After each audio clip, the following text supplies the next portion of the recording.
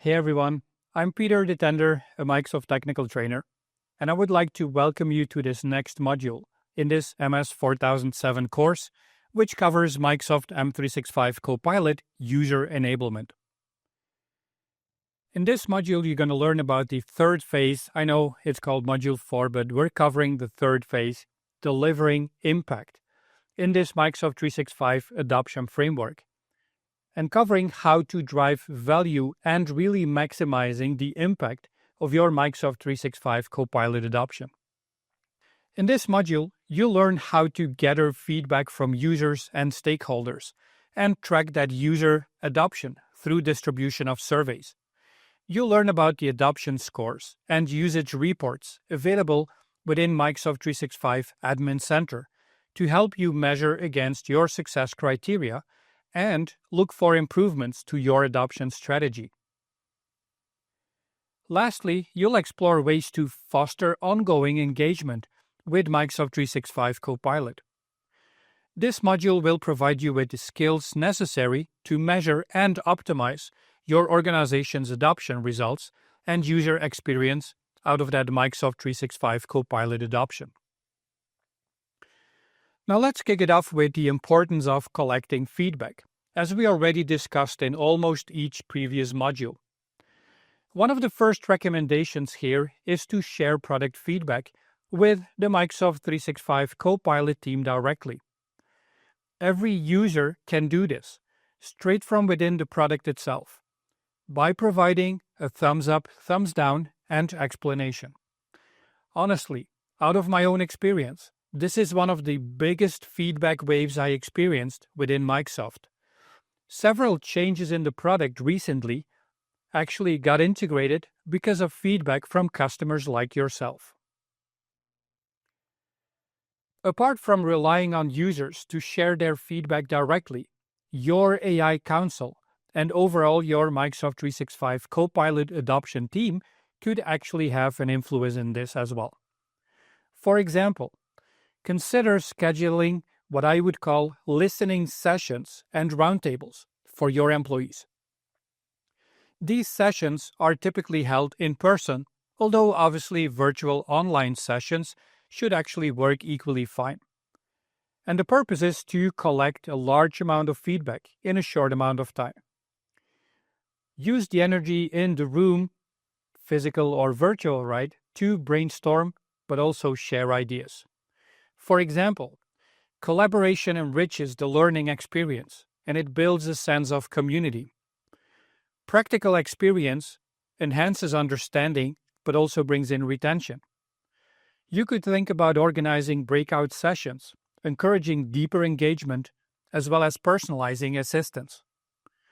Providing standardized feedback also allows you to aggregate across your different technical audiences.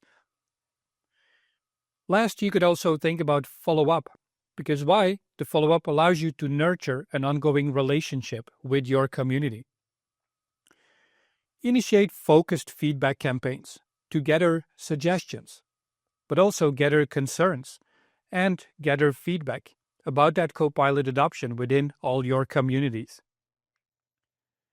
And then after collecting feedback out of these collaborative sessions, make sure that this feedback gets centralized and then shared with the technical team and stakeholders.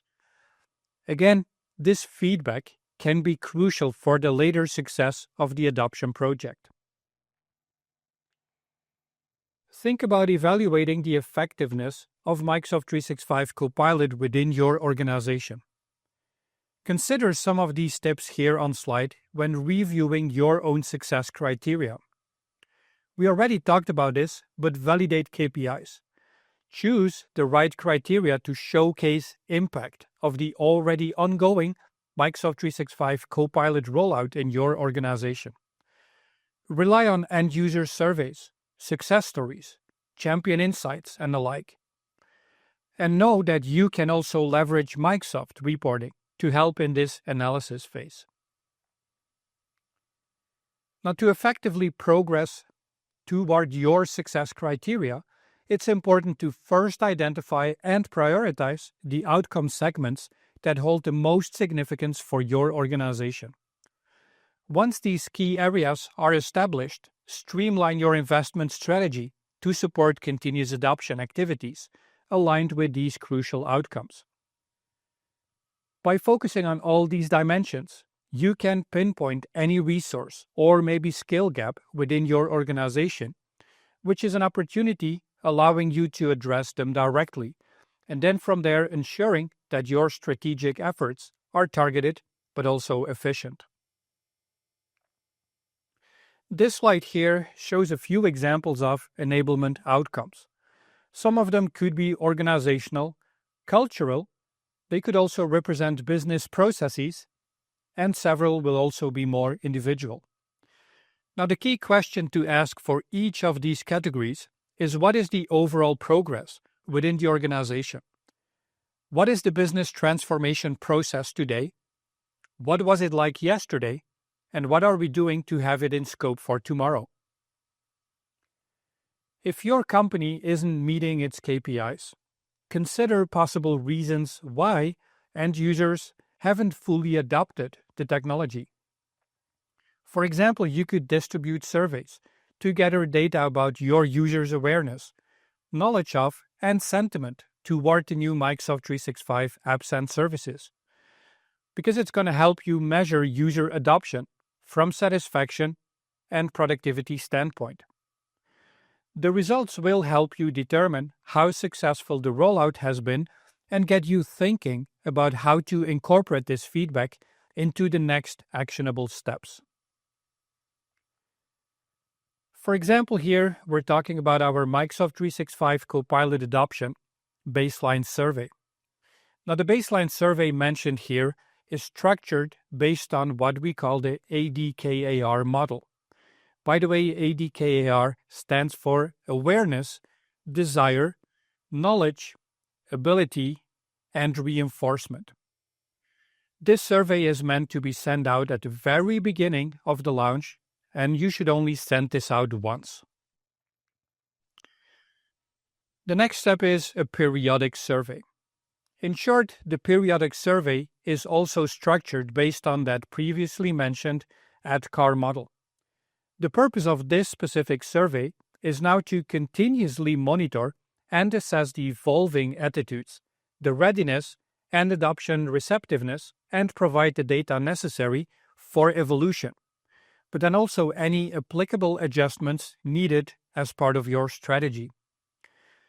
This survey is meant to be sent out multiple times throughout the launch, like for example, every 4 weeks, 6 to 8 weeks, depending on the span of your migration. The Microsoft Copilot dashboard, powered by Microsoft Viva, helps organizations measure usage and adoption at every phase of the rollout with real-time data and insights.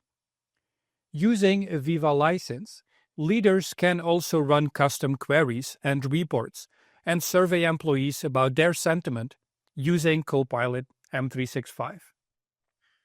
We already talked about scheduling listening sessions and roundtables for your employees. These sessions are, again, typically held in person, but as I said before, online virtual sessions should provide the same impact. In either format, the purpose is to collect a large amount of feedback in a short amount of time. Use the energy in the physical or virtual room to brainstorm and again bring in new ideas. From there, you can refer to the following reports to measure against your success criteria, and then from there identify areas for improvement. Continue to track KPIs using your customized scorecard. One example here is the Microsoft 365 Admin Center, because that's really the place where you can manage your Microsoft 365 subscription. By the way, you must have the right admin permissions to access it. From there, you're going to get insights on how employees are using Microsoft 365 apps and services throughout the available reports. Reports are available for the last 7 days, 30 days, 90 days, all the way up to 180 days. You need to have the right admin permissions to be able to view any of these reports. To access the Admin Center, go to admin.microsoft.com and sign in with your corporate account information.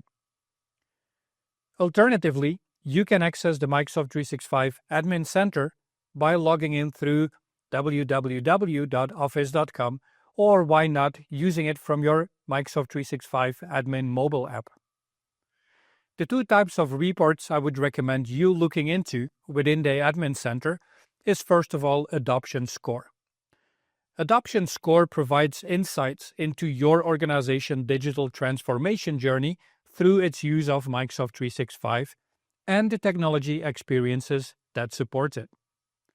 Your organization's score reflects people and technology experience measurements and can be compared to benchmarks from other organizations but similar to yours. Adoption Score provides metrics, insights, and recommendations in two different areas: people experiences and technology experiences. Why is it so important to focus on people experiences? Well, because they quantify how the organization works using Microsoft 365 categories like content collaboration, mobility, communication, meetings, and overall teamwork. The second one, technology experiences.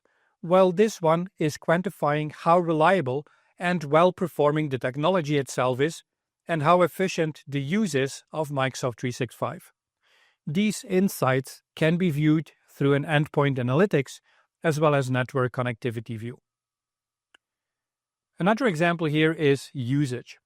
Usage reports help you see how users are using Microsoft 365 apps and services across the whole organization. These reports can help you make changes or steer user behavior to really maximize the benefit of using Microsoft 365. You can drill down into each product report to get more detailed insights about the activities within each product category. For example, you can understand the activity of each user licensed to use Microsoft 365 apps by looking at the activity across the apps and how they're utilized across platforms. Another example you can use is the Microsoft 365 usage analytics within Power BI to get more insights on how your organization is adopting the various apps and services within Microsoft 365 platform. You can visualize and analyze usage data, create custom reports, and then from there share the insights within the organization. On top of that, you can also gain insights into how specific regions or departments are using Microsoft 365. Next to that, as part of the overall process, allow me to position SHR, or the Service Health Review. The SHR is a meeting that is conducted to discuss the usage, health quality, and overall performance of a given service.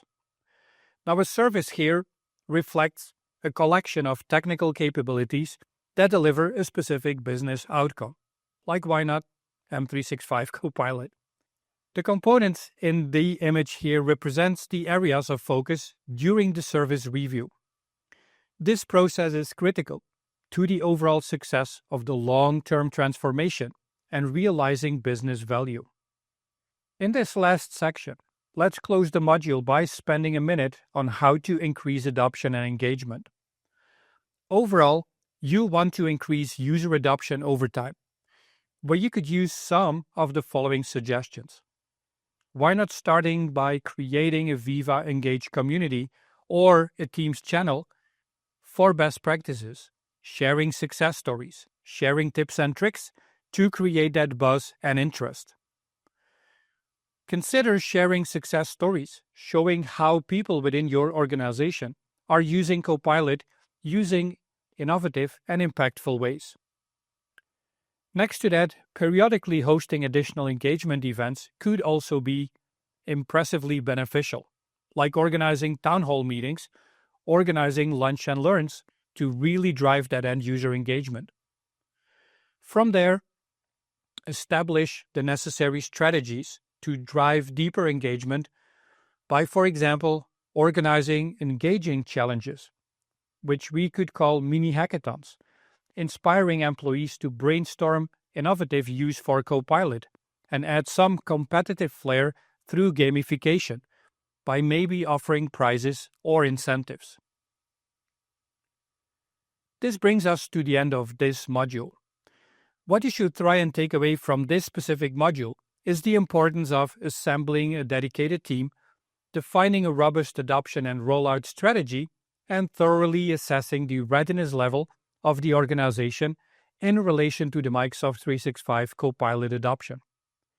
You learned this is all possible by identifying and prioritizing user scenario-based approach, leveraging all available resources, both within the organization, but also leveraging partner organizations or Microsoft Teams directly. Last, make sure you set clear, measurable business goals and don't be afraid to revise them where needed. Thank you for watching, and I'm looking forward to see you in one of the other modules of this course on the Broader Learn platform.